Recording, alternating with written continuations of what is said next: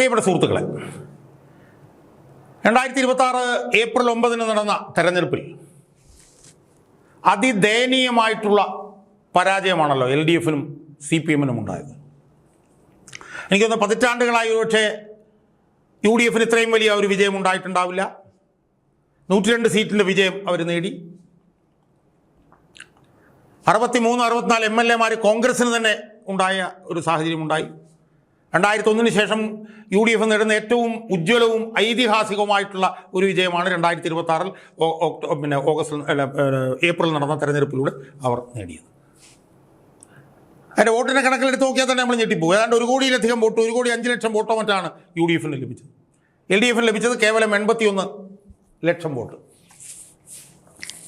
ഏതാണ്ട് 19-20 ലക്ഷത്തിനടുത്ത് വോട്ടാണ് കൂടുതൽ UDFന് ലഭിച്ചത്. കോൺഗ്രസിന് തന്നെ ഏതാണ്ട് 63 ലക്ഷം വോട്ട് ലഭിച്ചു. CPMന് ലഭിച്ചത് 47 ലക്ഷം വോട്ടാണ്. മുസ്ലിം ലീഗിന് 23 ലക്ഷം വോട്ട് ലഭിച്ചു.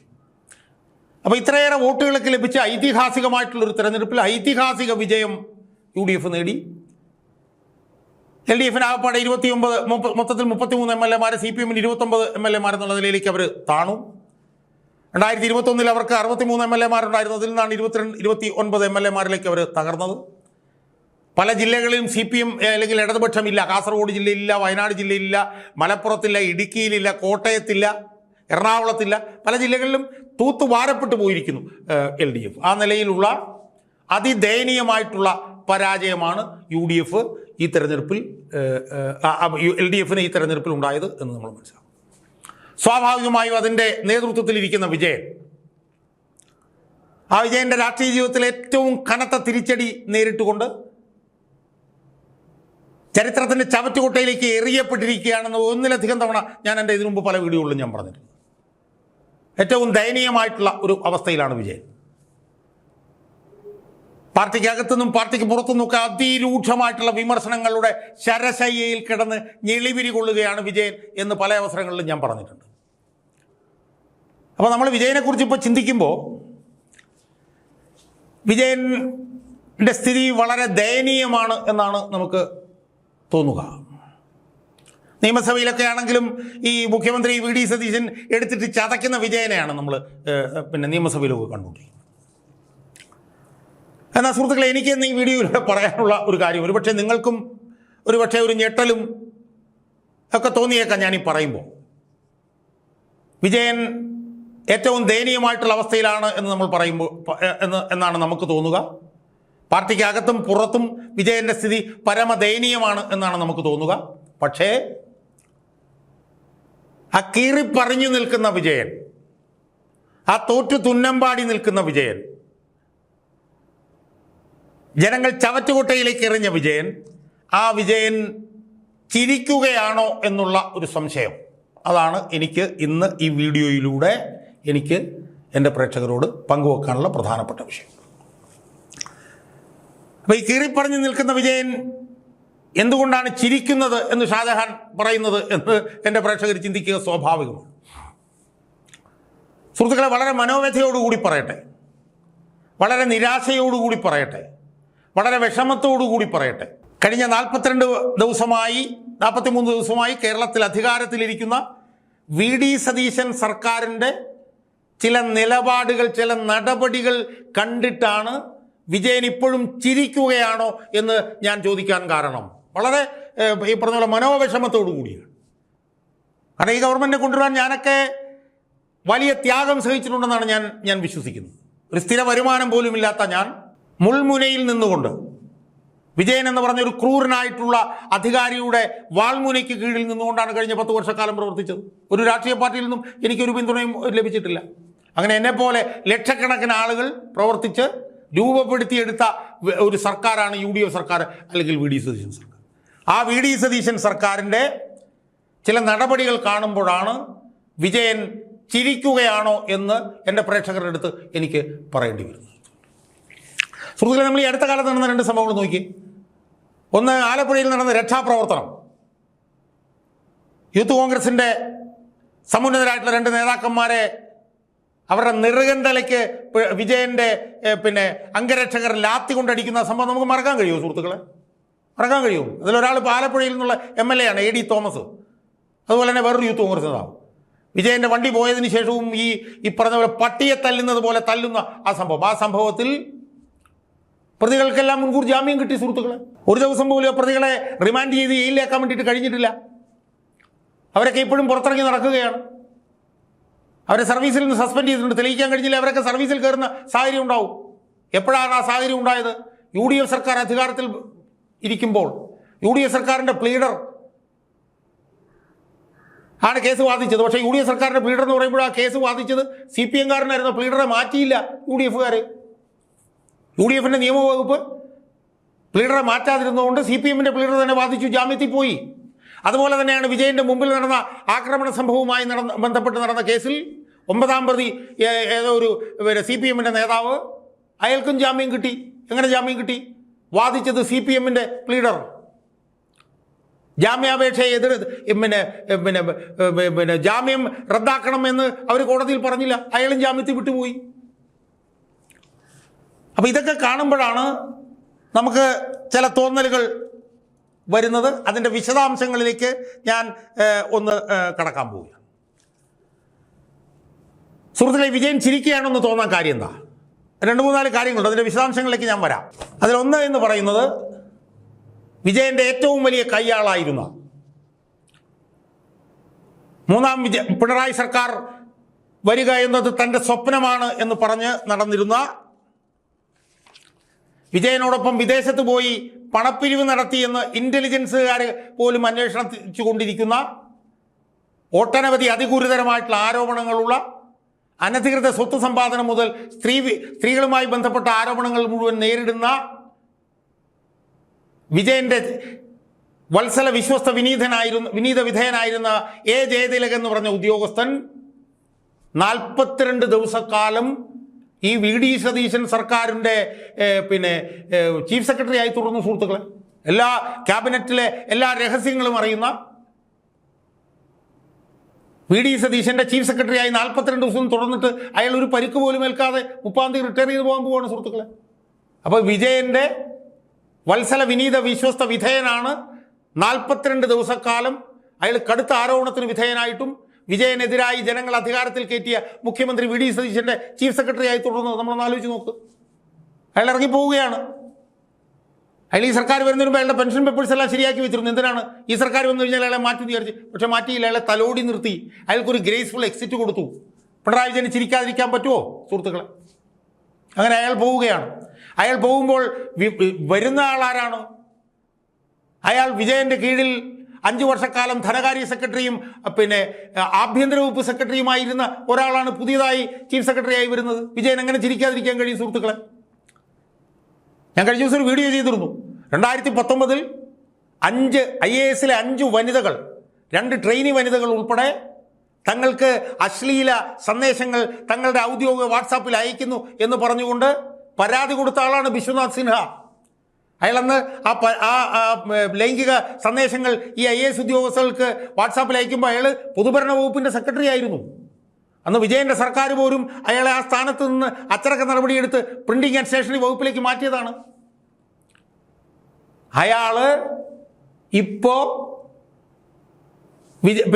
വിജയൻ്റെ ചീഫ് സെക്രട്ടറി ആയി വരുമ്പോൾ സതീശൻ്റെ ചീഫ് സെക്രട്ടറി ആയി വരുമ്പോൾ വിജയന് ചിരിക്കാതിരിക്കാൻ പറ്റുമോ സുഹൃത്തുക്കളെ? ഒന്ന് ആലോചിച്ച് നോക്കി. അന്ന് 2019 അയാളെ ഡീപ്രൊമോട്ട് ചെയ്തിരുന്നു, അയാളെ റിവേർട്ട് ചെയ്തിരുന്നെങ്കിൽ പോലും പിന്നീട് അയാളെ താക്കോൽ സ്ഥാനങ്ങളിലേക്ക് വിജയം കൊണ്ടുവന്നു. പിന്നീട് 2-ാം പിണറായി സർക്കാർ വന്നപ്പോൾ അയാൾ ധനകാര്യ സെക്രട്ടറി ആയി.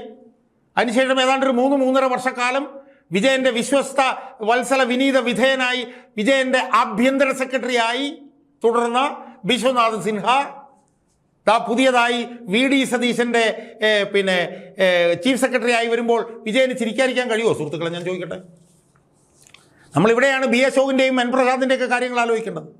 സ്ത്രീ വിഷയത്തിൽ പോലും പരാതി കിട്ടിയ, സ്ത്രീ വിഷയത്തിൽ പരാതി ശരിക്കും യഥാർത്ഥത്തിൽ ഇതിൽ 2 IAS ഉദ്യോഗസ്ഥകൾ മുസൂറിയിലെ IAS ട്രെയിനിങ് ഇൻസ്റ്റിറ്റ്യൂട്ടിൽ ഇയാൾക്കെതിരെ പരാതി കൊടുക്കുകയും ആ പരാതി മുഖ്യമന്ത്രിയുടെ ഓഫീസിലേക്ക് എത്തുകയൊക്കെ ചെയ്തതാണ്. ആ വിഷയം വന്ന് എടുത്തുകൊണ്ട് വന്നത് ഇന്ന് പത്തനാപുരം MLA ആയിട്ടുള്ള ജ്യോതികുമാർ ചാമക്കാലയാണ്. അപ്പോൾ സ്ത്രീ വിഷയത്തിൽ IAS ഉദ്യോഗസ്ഥകളുടെ പോലും പരാതി നേരിട്ടയാൾ, വിജയൻ്റെ വിശ്വസ്ത വത്സല വിനീത വിധേയൻ, സതീശൻ്റെ ചീഫ് സെക്രട്ടറി ആയി വരുമ്പോഴാണ് വിജയൻ്റെ ഏകാധിപത്യത്തിനും ഛത്രാധിപത്യത്തിനുമെതിരെ സമരം ചെയ്ത് സസ്പെൻഷൻ മേടിച്ച ബി അശോകും എൻ പ്രശാന്തും ഇപ്പോഴും അച്ചടക്ക നടപടി നേരിടുന്നു. സതീശൻ കഴിഞ്ഞ ദിവസം നിയമസഭയിൽ പറഞ്ഞെന്താണെന്നറിയാമോ? എൻ പ്രശാന്തിനെതിരെ 10 അന്വേഷണങ്ങൾ, ബി അശോകത്തിനെതിരെ 5 അന്വേഷണങ്ങൾ ഇപ്പോഴും തുടരുകയാണെന്നാണ് പറയുന്നത്. അപ്പോൾ പിണറായി വിജയൻ്റെ ഏകാധിപത്യത്തിനെതിരെ പൊരുതിയവർ ഇപ്പോഴും മൂലയ്ക്കിരിക്കുന്നു. അപ്പുറത്ത് 1.5 ചുമതലയായിട്ടിരിക്കുമ്പോൾ IAS ഉദ്യോഗസ്ഥരുടെ പരാതികൾക്ക് പോലും ഇടയായി ഡീപ്രമോഷൻ ലഭിച്ചിട്ടുള്ള ഒരാൾ സതീശൻ്റെ ചീഫ് സെക്രട്ടറി ആയി വരുമ്പോൾ വിജയന് ചിരിക്കാതിരിക്കാൻ കഴിയുമോ സുഹൃത്തുക്കളെ? അപ്പോൾ വിജയൻ്റെ വത്സല വിശ്വസ്ത വിധേയനായിരുന്ന എ ജയതിലക് 42 ദിവസം സതീശൻ്റെ ചീഫ് സെക്രട്ടറി ആയി പുറത്തേക്ക് പോകുന്നു. അതിനുശേഷം വരുന്നയാൾ അതിനേക്കാൾ വിജയൻ്റെ വത്സല വിശ്വസ്ത വിനീത വിധേയൻ. അതുപോലെ തന്നെ വിജയൻ്റെ കാലത്ത് ദീർഘനാൾ പൊതുഭരണ വകുപ്പിൻ്റെ സെക്രട്ടറി ആയിരുന്ന കെ ബിജു, ഏറ്റവും പ്രധാനപ്പെട്ട ഒരു വകുപ്പാണ് ജനറൽ അഡ്മിനിസ്ട്രേഷൻ ഡിപ്പാർട്ട്മെൻറ്റ്. അതിൽ സെക്രട്ടറി ആയിരുന്ന കെ ബിജു പിണറായി വിജയൻ്റെ കൂടി ഇരുന്നെങ്കിൽ ഇപ്പോൾ അതേ സ്ഥാനത്ത് തന്നെ അയാൾ സതീശൻ വന്നപ്പോഴും തുടരുകയാണ്. വിജയന് ചിരിക്കാതിരിക്കാൻ പറ്റുമോ സുഹൃത്തുക്കളെ? അപ്പോൾ ജയതിലക് ഇരുന്നതിൽ വിജയൻ ചിരിക്കും, വിശ്വനാഥ് സിൻഹ ചീഫ് സെക്രട്ടറി ആയി വന്നതിൽ വിജയൻ ചിരിക്കും, പൊതുമരാമത്ത് വകുപ്പിൽ വിജയൻ്റെ കാലത്തിരുന്ന അതേ ഉദ്യോഗസ്ഥൻ തന്നെ സതീശന് കീഴിലിരിക്കുമ്പോഴും വിജയൻ ചിരിക്കും. ഇനി കേരളത്തിലെ DGP ആരാ സുഹൃത്തുക്കളെ? വിജയൻ്റെ വത്സല വിശ്വസ്ത വിനീത വിധേയനല്ലേ കേരളത്തിലെ DGP ആയിട്ടുള്ള രവത ചന്ദ്രശേഖർ. അയാൾ ഇപ്പോഴും തുടരുകയാണ്. വിജയൻ ചിരിക്കാതിരിക്കുന്നത് എങ്ങനെ?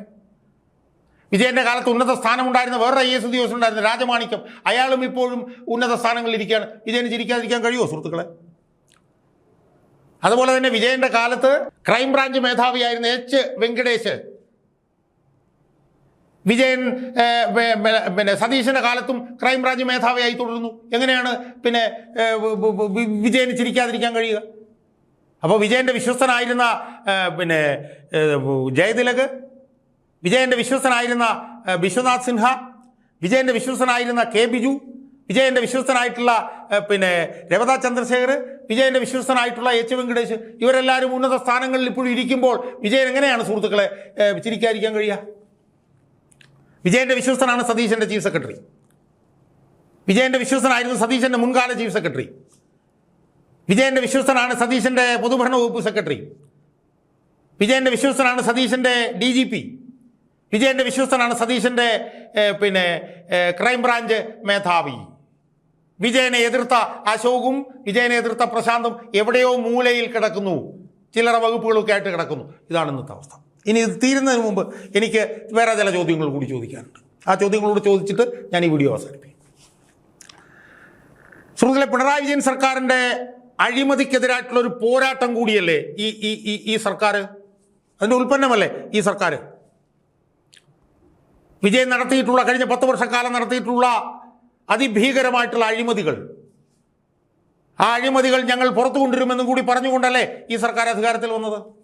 ഞാൻ അഴിമതിയുടെ ലിസ്റ്റ് ഒന്ന് വായിക്കാം.